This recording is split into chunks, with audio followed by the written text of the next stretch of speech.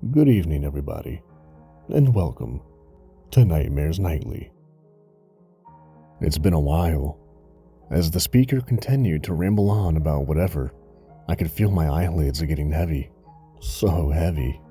I didn't want to be there, but I had to. If we tried skipping out, our boss would have been on our asses immediately, and they took our attendance at the door. Still, I was running on 3 hours of sleep, which forced me to eventually doze off.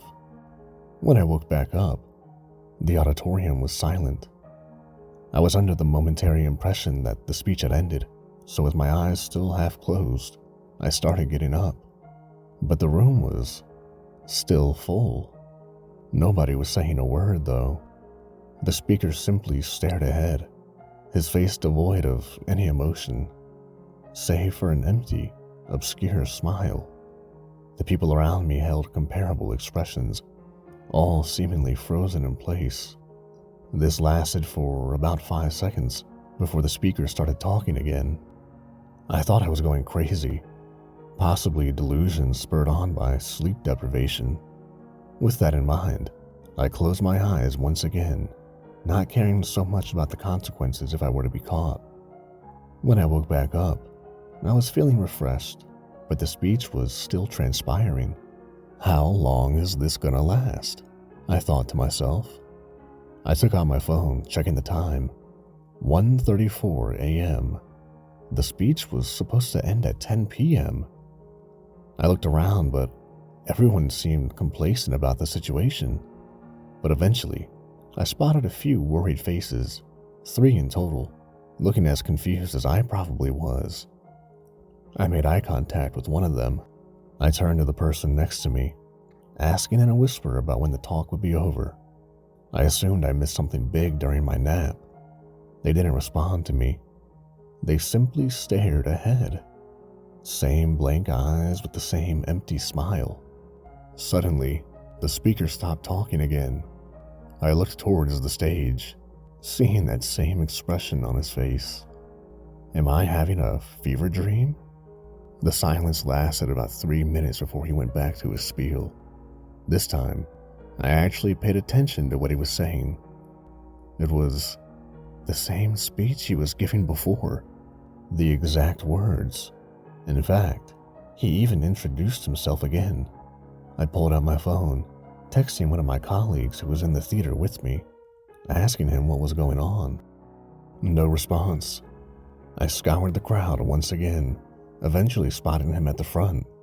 Like nearly everybody else, he had the same stare and the same smile. I decided to raise my hand in order to get the attention of the speaker. No reaction. My heart was starting to race, given the obscure and inexplicably terrifying situation. After about 20 more minutes, I could hear the speaker beginning to stumble over his words. Not in a human-like manner, though. It was more robotic, almost like a badly programmed robot. It all started becoming too much. I stood up and prepared to leave, but before I could take a step, I heard a cough coming from somewhere in the crowd. I looked over, seeing the woman I'd made eye contact with earlier, feverishly shaking her head. There was genuine terror in her eyes. I sat back down, sweating and shaking nearly uncontrollably. I decided to call 911. A few rings and the operator asked me what my emergency was. As I got the first few words out, the theater went quiet again. I didn't want to look up, because I already knew what I would probably see, but I halted my words, doing so anyway. Everybody, speaker and audience alike, was staring at me. The same dead eyes, same empty smile, but not exactly.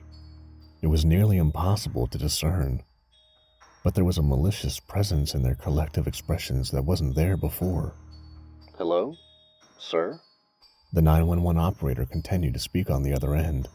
With every little sound he made, their faces became more and more subtly distorted. I shut the phone off and sat still. Everybody turned away and the speaker began talking again. I looked back at the woman who coughed earlier and saw her silently crying. 30 minutes later, and the speaker was hardly coherent, simply stringing together words that failed to form sentences with any actual meaning. However, I could hear faint police sirens from outside. The cops had come. Somebody in the front row took this as motivation, bolting out of his seat and sprinting up the stairs. I watched intently as he burst through the door. From the few seconds it was open, I could see tall figures in black coats and twisted masks circling the exit. The runner's screams were intense, but short-lived, getting cut off immediately. The police stormed into the building shortly after, only to suffer the same fate. It's 3:35 a.m. now.